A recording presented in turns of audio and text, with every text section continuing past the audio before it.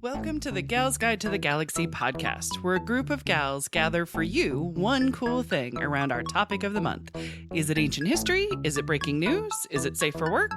Well, that's up to each gal. All we know is that... Fasten your seatbelts. It's going to be a bumpy night.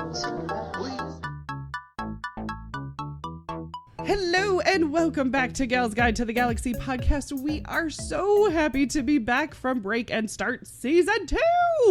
We have missed our Galactic Glamazon listeners, and I have missed my lovely gal pals. Aww. There it is. But never fear, mighty listeners, because we've got some amazing research themes planned for 2020, including one cool things about funny gals, suffragettes, pirates, and even more. But for the first month of the year, we thought we'd start with First Ladies. First month, First Ladies. Yeah, we're very, very creative. What can I say? So it is safe to say that no matter what side of the aisle you are on, politics is getting exhausting and stupid at times. I think that's fair. Well, we've all been drinking. I mean thinking. No, I mean drinking. And we are going to bring you some entertaining stories about First Ladies that will amuse, inspire, and probably shock you. Basically, we are going to have a ton of fun talking about First Ladies. So let me introduce the gal pals for this month who I would personally have in my White House cabinet. First up, she is the vice president of the Gals Guide Board, and if there was a secretary of the best damn birthday cakes, she'd be reelected every single year. It's Katie Harris. Wow. Katie, how has your break been going? It's been like 2 months now almost. I don't think anything else needs said about me. That's right. The secretary of the best damn birthday cake. President, secretary of birthday cakes. Exactly. Yeah. No, things have been going well. Happy to have the holidays behind me, even though it was great fun and I loved seeing everyone. Ready to focus on 2020. Woo! New year, new goals. Exactly. Excited. It's going to be awesome. I love it.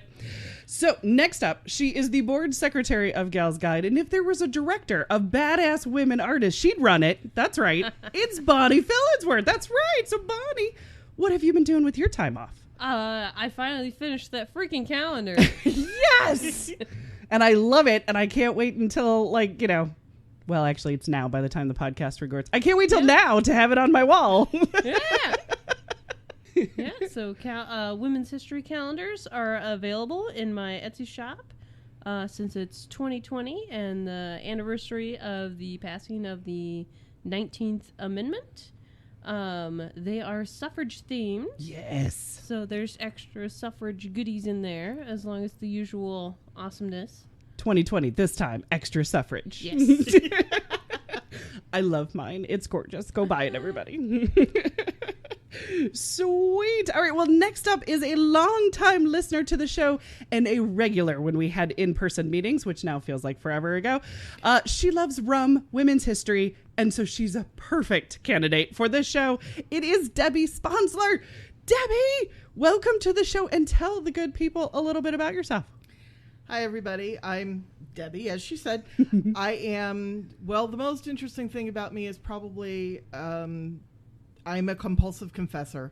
It even says on my Facebook page, my life is an open book. I do reserve the right to glue a few pages shut. But I have learned that it's better just to tell the truth about yourself and not lie, because then you don't have to remember who learned what about you. There you go. So. Easier. Absolutely easier. Absolutely. I completely agree. I love it. And thank you for being here. 2020 is going to be great because you're here. As for me, I am Dr. Leah Leach. I am the president of the Gals Guide Board. And I've been trying to take December off. I tried. It was I wrote it down on my planner, but I didn't do it. So I'm really excited because if we can get funding, we are looking to host a month-long celebration during Women's History Month in March with a pop-up library. Basically going to kind of test our idea and see what works and see what we love about it, see what people love about it. We also have some really cool rewards on our crowdfunder. My favorite one, mostly because you're listening to a podcast, is one of our rewards is a secret podcast episode. We're calling it The Hidden Figure. And for $20, you get access to an episode that is made just for the backers. And who knows what craziness we'll actually talk about. I mean, maybe we'll get a drunk dream interpreter to sit down with Katie. Maybe. Anything could happen. We don't know. One thing is for sure, you will not hear it unless you are a backer. So if you haven't donated yet to the Gals Guide Women's History Library pop-up, go to galsguide.org. It has a link directly to our campaign, and it's really, really cool. We try to have some awesome stuff. So, okay.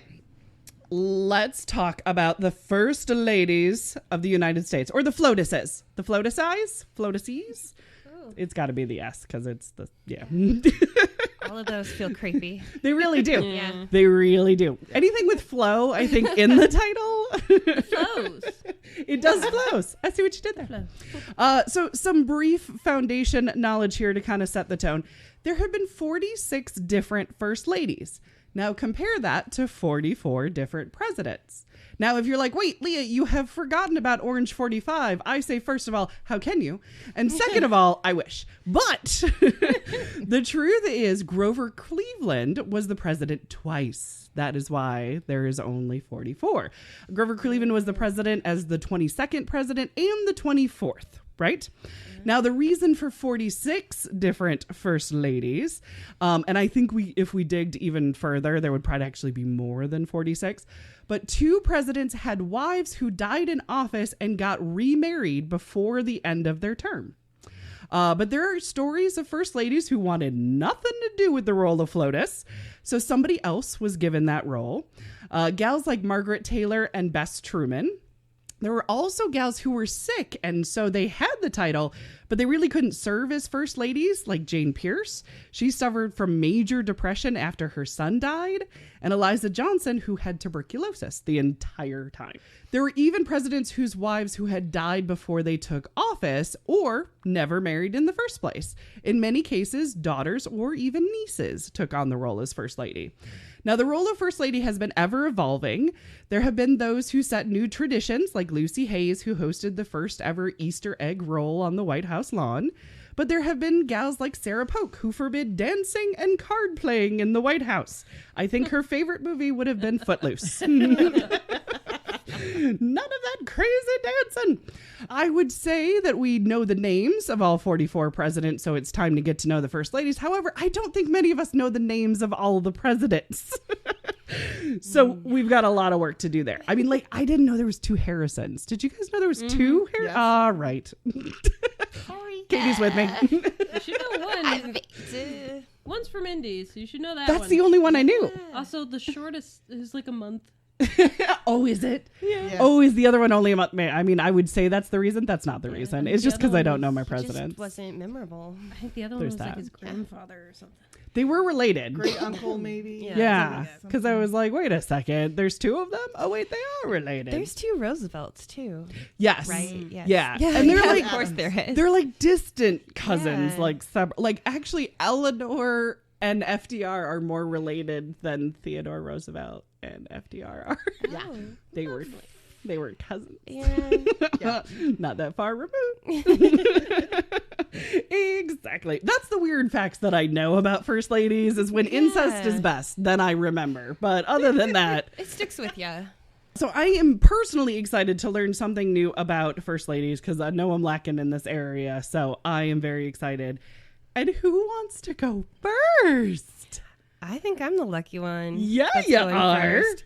We are being a little organized. A little bit. Right. We're trying a new thing. We're still drinking, but we're trying an organized thing. Right, because we're going to go by the years our ladies were first lady. Yes. Right? Yes. But reversed.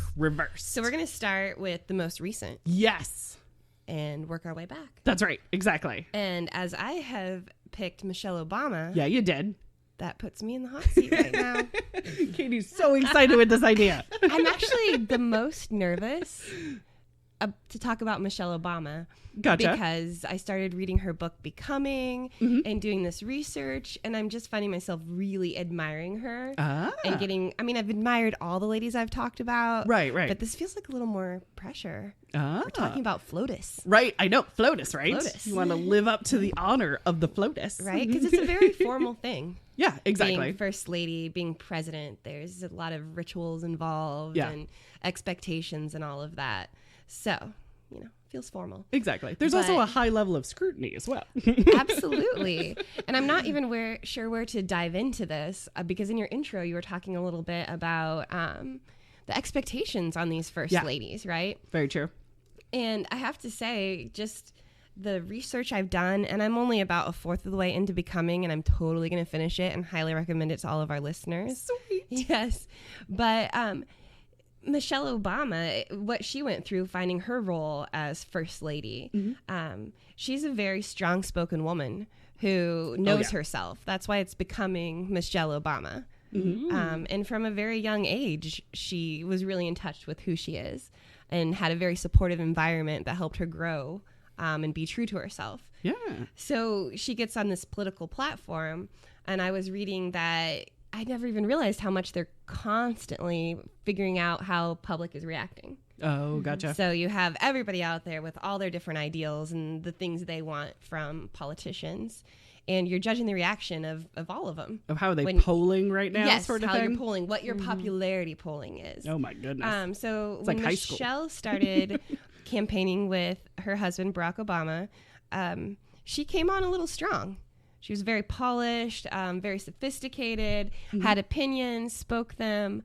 And the feedback they got was that wasn't well received. Oh, my goodness. Were they just not ready? Right. So they talked. This is from the online articles I found. This isn't from her own book. I haven't gotten that far. I will update you guys later if need be. Exactly. But that she did scale it back a little bit. Yeah. Made her look a little softer, was not quite so aggressive in what she said and her stances. Gotcha. And then, he won and became president, and she moved in to become first lady.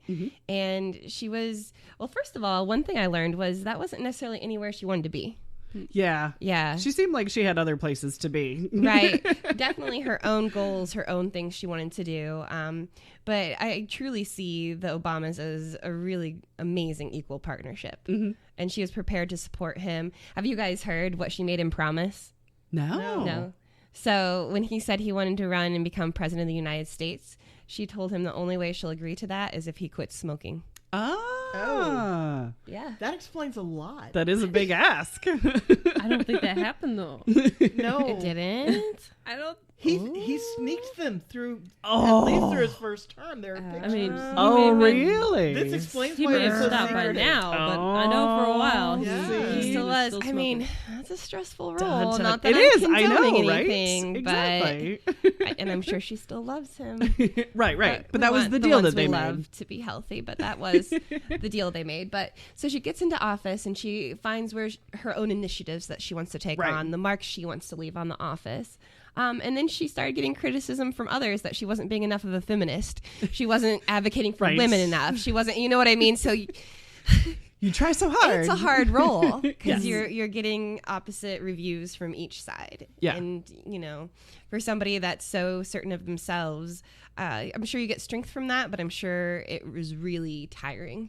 Oh, yeah. I'm sure, knowing who you are and what you want, but then having to, make that fit with the expectations and, And what's polling good. numbers. Right. Yeah. What's good for your husband's career so you can be supportive and It's almost like she's a woman right. being Fair. scrutinized no matter what she does. Yes. Exactly. What did she say? What was she wearing?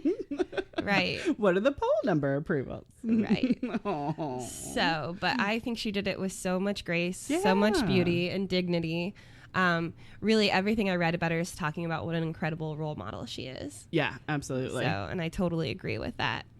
So if you don't know a little bit about her background and history, she was born in the 60s Gotcha. 1964. And she was born in Chicago and lived on and was raised on the south side of Chicago. Gotcha. And this is the part of her book I've read. And I think it's really interesting because I think just on a developmental level, she got to see some interesting dynamics. She talks about how when she first started school in kindergarten, her neighborhood on the south side of Chicago was actually pretty diverse. Cool. She went to school with white kids and kids of Asian descent and other black kids. And in the book, there's a published photo of her in kindergarten, and you see that reflected. Nice. And then by 5th grade, her class was almost all black kids.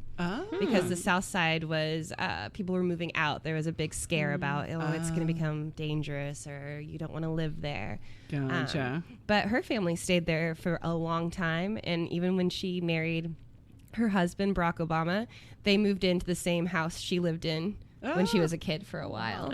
So, and she lived on in 900 square feet with her parents and her brother on the second story of her, I think a great aunt. Yeah, it was a great aunt's house, great aunt and uncle.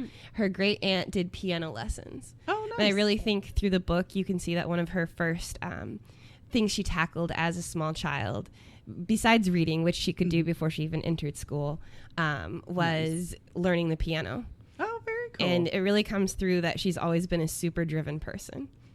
She heard her aunt giving piano lessons for 4 years and decided she was ready to do it. If she could see it, she could Be it, right? And so, and she has so many cute stories about how she was so determined and wanted to do so well, and she would challenge her great aunt. Because her great aunt was very formulaic and is like, we're going to learn this song and then this song. And she's like, well, why do we need to do that? I can skip ahead and do this song because I want to and I practiced and I worked hard. Right. So you can see these threads throughout it that she's just a very hardworking, dedicated woman. And she's listening too. Yeah. And learning and really absorbing everything. There's so much of her personality is in this book, and I really appreciate that. Nice. So, in fact, the way she was raised, I really think it built her up so much as a person, and I think she really appreciates that and is comes through in the book how much her family helped her become the woman she is today. Yeah. And honestly, I really want her to write a parenting book. Oh, Just that'd be saying. cool. Yeah, I want right? a Michelle Obama parenting book. Exactly. Yes. So she always worked really hard in school, made amazing grades, was in gifted classes, and then she went on to Princeton University and got her undergrad. Look at that. Her brother went as well. Oh, my goodness. Yeah, and Nice. we're going from neither of her parents were college educated. Right. I don't know that To she was, Ivy League. Yeah, See? absolutely. And she went to Harvard Law School. Oh, look at that. And then she came back to Chicago and got a job in a law firm, and just really realized she wasn't able to have the impact on society she wanted to. Yeah. Her dad was really active in the Democratic Party in Chicago, and she used to spend her weekends going to house visits with him to see constituents and their concerns and what they need. So she's always been a political person. Yeah, there you go. Even just through family. And she knew she wanted to serve people and have a great impact. So she actually moved to a few other positions, some encouraging young people to become politically active and involved. And then also just at a university, kind of a management role there, and also working on community outreach. But then one thing, let's just get gossipy.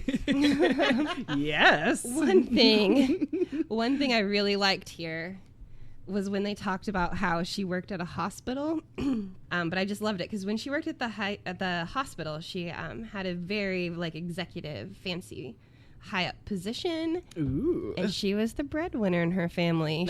She made so much more than her husband, and I just really liked that. It helps. Right? It's nice to see. Exactly. I had that brief time for a while. We had a rule in the house of whoever made more money had to do the laundry. Didn't have to do the laundry. That's what it was. Because I didn't like doing the laundry and I made more money at the time. So it was a really nice rule. Except he makes more money than I do now and I still haven't done the laundry. I know. Everybody has their Well, he's got a specialties, system right? now. He's got a system. He doesn't like the way that I do laundry, so we've been going with that. Smart move. Right? Ooh, here it is. She worked for the University of Chicago Hospitals as an executive director for community affairs. Oh. And then as the vice president for community and external affairs. Oh, very nice. So at which point she made pretty much $100,000 more than Barack a year. Oh, look Yeah. at that. Breadwinner. She's a smart woman who has worked so hard. Nice. But then, like I said, it's a partnership between the two of them. So when Yeah. he wanted to run for president, she agreed and supported him through it. And that meant scaling back her work significantly. Right, yeah. You know, being on the campaign trail with him, making appearances. Yeah. Being part of that process, she really reduced her work by a lot. Right, exactly. Almost to being done with it.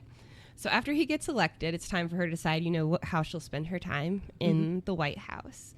And one of her first big initiatives was Let's Move. Yeah, I remember the moving campaign. Yeah, health Right. and wellness, and then lunches. She was really, really focused. She's like, if there's one thing I want to leave, I want to help with the epidemic of childhood obesity. Yeah. I want to help set these kids up for success and to be healthy. Part of this Let's Move was also nutrition, like you were saying. Right. And she was the first lady in numerous years to start a garden at the White House again.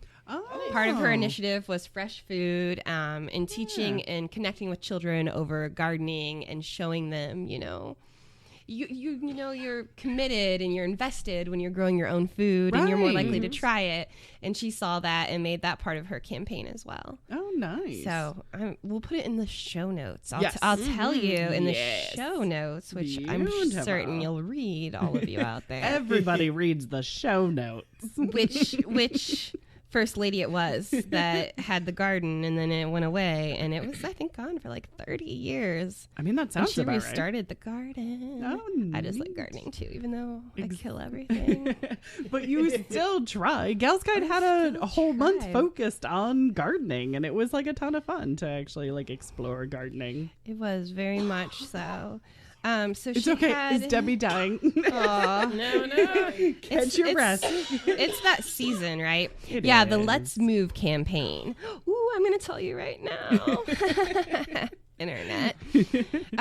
She was the first one since Eleanor Roosevelt to have a garden. There. Yeah. That has been a while. Yeah. Goodness. You know, I'm like our I don't want to say mistress. our Queen. our queen Yes, do it.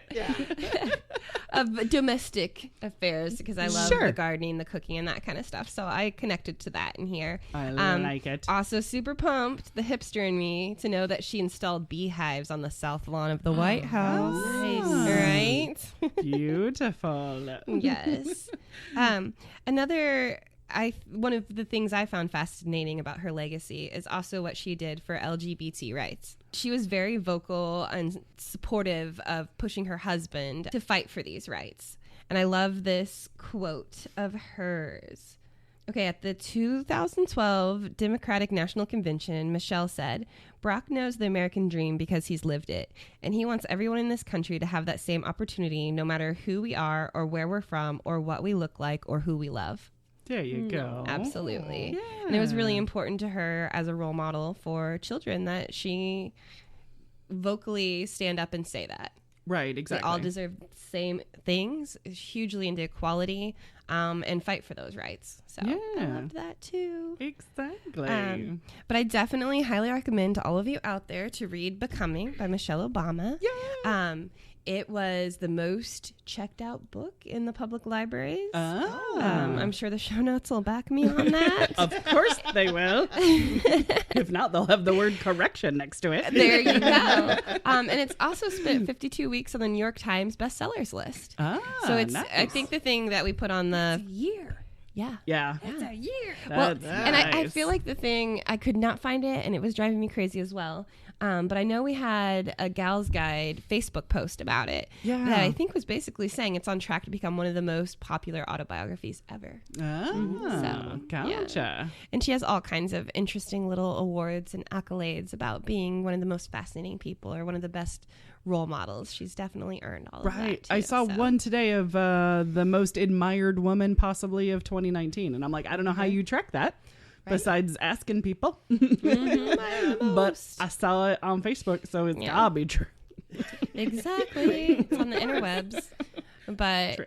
yes. So, highly recommend Becoming. I'm about 100 pages into 430 pages. It's been a holiday season, like Right. thing. Yeah. Right. It's But been a time. I fully plan on finishing it. And it's just amazing. And you can check it out during Pop-Up Library Month. Yes. The Gals Exactly. Guide History Crowdfund Library. us. We have 2 copies of it in the Gals Guide Library. Well, right now you have one. Well, one of them's checked out. Katie's done with it. I'm going to get Exactly. finished, guys. So anyway, and I feel like I left out so much. So I just encourage all of you out there to learn about this incredible woman. Well, that wraps it up for us this week. Don't forget to check out our crowdfunder at galsguide.org to help build the first women's history library in the United States. Join us next week as our next gal pal shares her one cool first lady as Gal's Guide to the Galaxy podcast continues. Thanks for listening. For show notes, links, and images from this week's show, visit galsguide.org. Want exclusive stuff like deleted bits and major bloopers? Become a Gals Guide patron today. Thanks for listening.